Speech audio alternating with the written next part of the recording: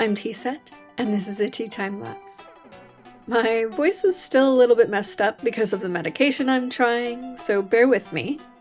The last 2 years I had depressive episodes in February, so I planned around presumably having another depressive episode this February, but February came and went and I had no depressive episode.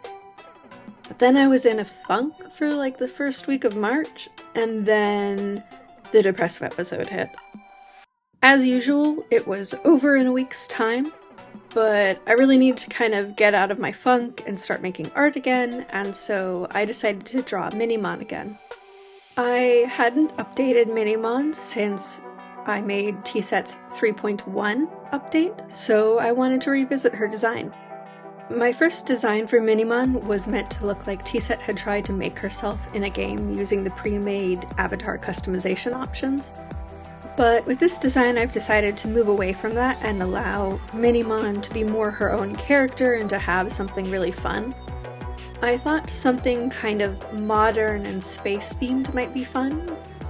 And part of the purpose of Mini Mon for me is to have an outlet for the other kind of visual styles I like that don't really match T-Set. My whole thing with my username is that T-Set represents the part of me that loves vintage things and antiques and like pastoral stuff from my childhood.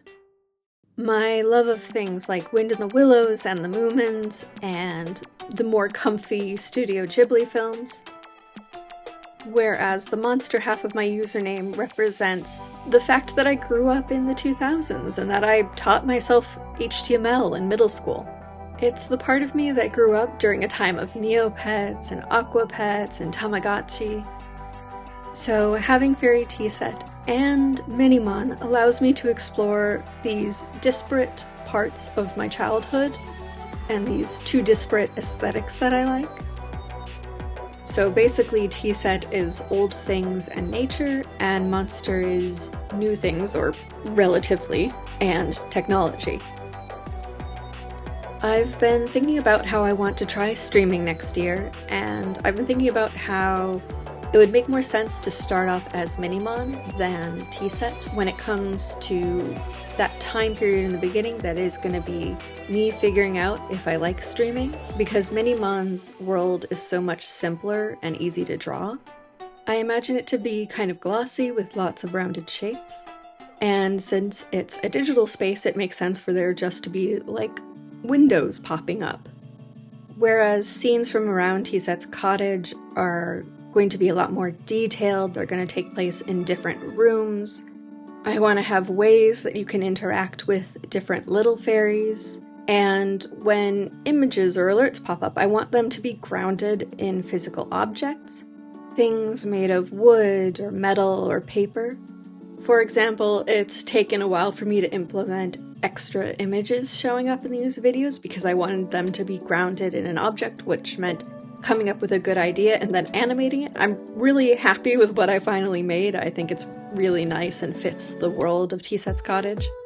It's just that putting that level of detail and care into every part of T-Set's cottage is going to be time consuming, and that's not necessarily an economic use of my time when I haven't even figured out if I like streaming yet. So I think starting with Mini Mon makes sense as far as my time and energy. But it also makes sense from a character standpoint. T-Set has been cut off from humans for a long time and is still dealing with feelings of abandonment. She's scared of letting new humans into her heart only to be abandoned again. And over time, the cottage has also become a refuge for a lot of small fairies, and she feels responsible for their well-being. Whereas Mini Mon is a fairly new existence. She's only been around for a few years and she's excited to make new friends and so reaches out through the internet. So I think that if I start streaming next year, the first few streams will be Mini Mon running tests to see what she's capable of. And then if I find that I like streaming, I could use Mini Mon as a host while I draw assets for the cottage. Once the full-on cottage debuted, Mini Mon would still come back for any kind of video game streams I did, And if I ever did karaoke, I would probably also use her for that as well. But this year I'm trying to focus on some other things first. I have some stuff that I had hoped I would get done earlier in the year that I haven't really done yet. Oh, and also I'm probably gonna get a dog this year. And I am very much excited for that. But it's a lot of responsibility and I want to be able to give the dog my attention, so maybe adding streaming onto my plate in the year when I'm planning on doing that is not the smartest thing. So the goal for streaming is still 2027. But back to the art on screen, much like with my previous Mini Mon tablet and phone wallpaper, I really didn't have much of a plan here. I was just drawing whatever is fun to try to get myself out of my funk. And so it's more Mini Mon with floating orbs. This time Mini Mon is also floating, and the orbs are bubbles containing objects, so it's totally not exactly the same thing. Listen, sometimes you just need to do a comfort drawing. But if you've been following me long enough, or for whatever reason you've gone back and watched earlier videos, then you may recognize the character figures that I'm putting in some of the bubbles. We have the bread man, and this creature with a striped tail, and a girl with a checkerboard dress and a flower in her hair. Do you remember them? They're from the second illustration I ever did of my character Natsu. I hadn't drawn these guys in so long. But I had a lot of bubbles to fill, and I thought, why not reuse some designs that I've already made? I'm not gonna lie, I struggled with the perspective on this one, and I still didn't nail it, but sometimes you gotta move on. It's still cute, it's still an object, it serves its purpose. I will continue to fiddle with it for a little bit, though. I will say the way I work on art has changed significantly since I started drawing on an iPad. I did a lot of ink and watercolor in college, and those are kind of unforgiving mediums to a certain extent. You kind of lay down a mark and that's it. You can build on top of it, but you can't undo what you've done. I did do digital coloring during that time period, but the way I approached line art was very different. Nowadays it feels more like I'm carving out the shapes. And I will just go back and, take a bit off of a line to get it to be the right shape. And I really didn't used to do that. And this shift in my line work has made it much more enjoyable to me. That being said, I do miss the weekly figure drawing from that period of my life because I think my art would very much benefit from that again. Maybe if my health continues to improve, I will start going to local figure drawing classes again. But we'll see. I imagine that the first year of having a new dog is going to consume quite a lot of my time and energy.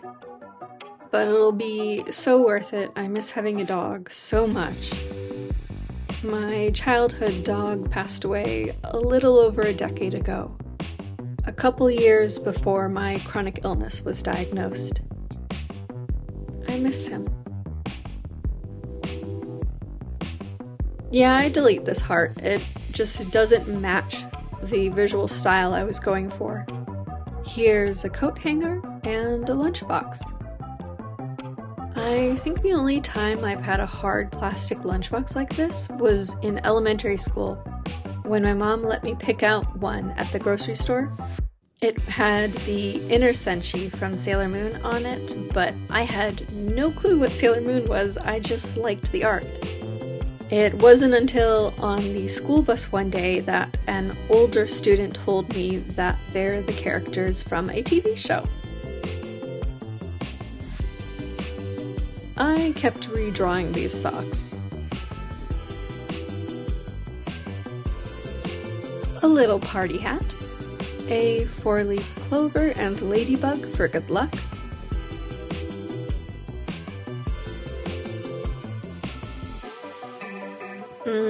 Too detailed. It's too detailed. Simplify it a bit.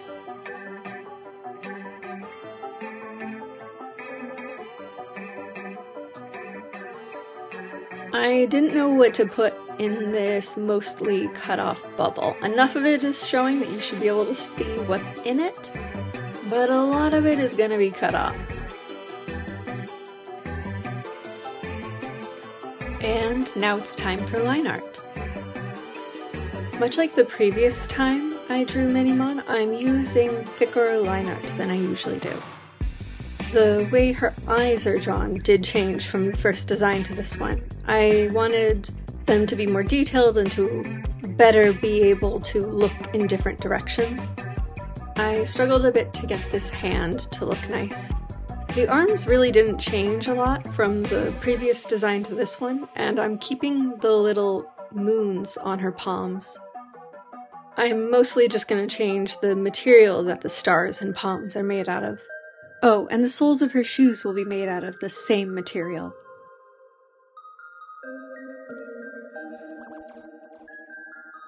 The object Mini Mon is breaking out of a bubble is a key.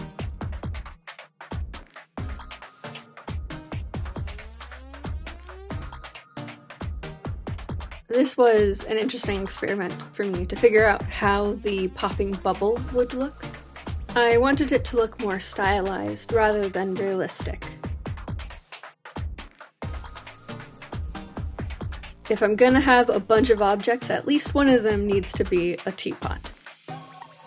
This stag beetle and the ladybug are actually references to my previous picture of Mini Mon.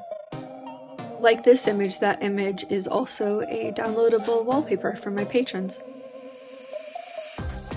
I love these bread guys.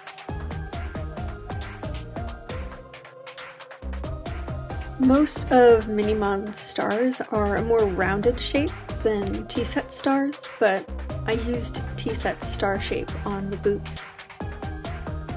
I also stylized Mini Mon's pupils to be more diamond shaped. And I'm just cleaning up this pattern on the background. I had originally thrown it up just as kind of a sketch to see if it worked, so I had a lot of cleaning up to do to make it crisp enough for the final piece. And now to start flatting. My earlier Mini Mon design was more faithful to T-set's color palette, but this one I am staying close enough that it's a clear reference, but taking it further away to make her own thing. I may also play with Mini Mon having a palette that changes depending upon the environment, adding the transparency of this material. I want it to have a kind of frosted, gummy texture.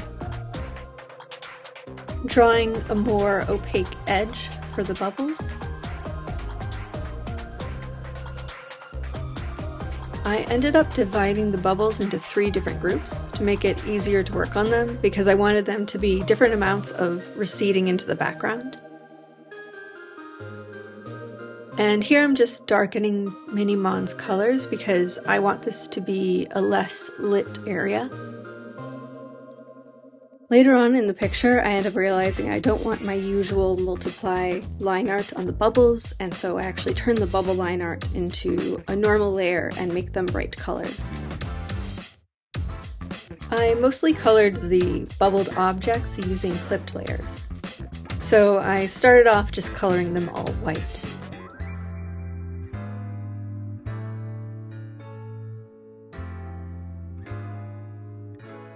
I was trying to restrain myself to a bit of a limited palette, and it took a bit for me to figure out how I wanted the lunchbox to be colored. I considered making the socks patterned.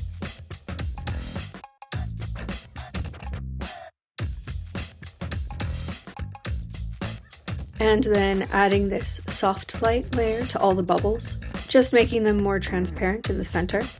The reason for this is that you are seeing through the smallest number of molecules when you're looking at the center of a bubble, whereas you are seeing through the largest number of molecules right at the edge of the bubble.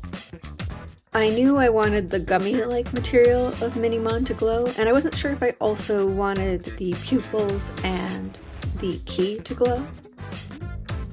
I kept the glow for the gummy-like objects, but I ended up doing the pupils differently and getting rid of it for the key entirely. I wonder if Mini Mon collects transparent PNGs. I collect transparent PNGs. I use them to decorate slides for friends' birthdays. I just have this folder with tons and tons of transparent PNGs. I really should make a slideshow comparing and contrasting Teaset and Mini Mon's aesthetic styles. But anyway, I'm adding reflections of Mini Mon's glowing parts to all of the bubbles.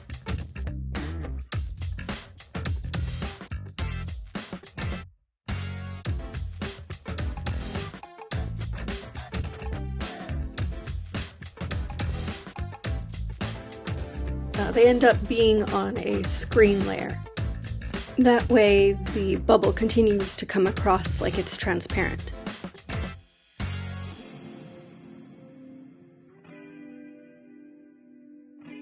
I really only very lightly shaded Mini Mon. I wanted there to be some soft light from the bubbles all around her, and then a stronger glow from the gummy parts of her outfit. I actually really didn't like the shaded version of this picture initially. I think maybe making her darker so that the highlights stood out more would have been better. But I really was thinking that the bubbles would emit a soft light, and so it wouldn't really make sense for there to be really deep shadows. I did figure out later that I like the piece a lot more if I add some orange to the bubbles.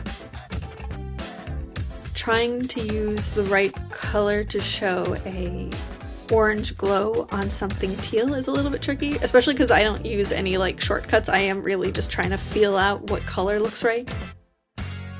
Oh, and I want to be clear, Mini Mon and Teaset do exist within the same universe. Mini Mon just exists within the digital world, whereas Teaset exists within the physical world. Mini Mon is actually brought into existence by Teaset. Adding some orange glow to the torso. Fun fact, in between this and the previous voiceover, I finally got myself an external pop filter. No joke, I used to turn my face away from the mic whenever I had a plosive to avoid having a pop in my audio. I don't know what took me so long, they're inexpensive. It's quite subtle here, but I am tweaking the highlights on the boots. I ended up giving the pupils a more subtle brightness by getting rid of any kind of glow, but then internally putting some brighter yellow in the middle. I know I haven't done any pictures of Teaset utilizing this, but I do imagine that Teaset's pupils glow in the dark. Redoing the highlights on the key. And this is really just me adding highlights to all the objects now. In the past, with compositions that have a lot of objects like this, I would generally go around the piece going color by color, but I'm now trying to be more mindful of my video editing and go object by object instead. Tweaking the highlights on her clothing. You want to know something silly? Oftentimes when I'm recording voiceovers, I'm closing my eyes and just gesturing a ton with my left hand. Specifically my left hand because my right hand is on the mouse ready to stop the recording.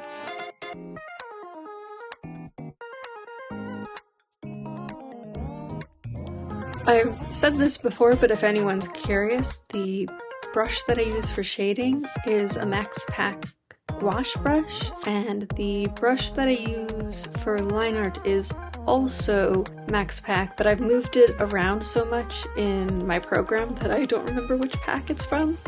And also I have tweaked it. I've tweaked both brushes a bit.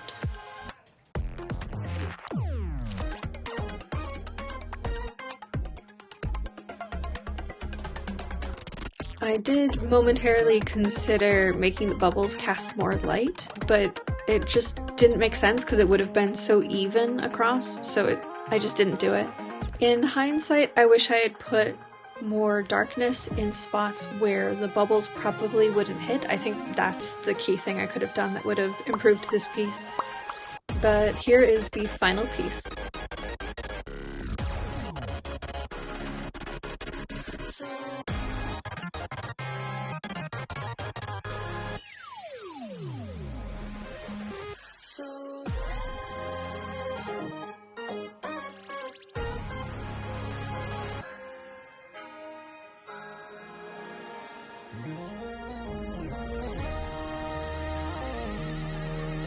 Thank you so much for watching, and a special thank you to all of my patrons. For $2, you get early access to all of my Teatimelapse videos and high-res images of my art.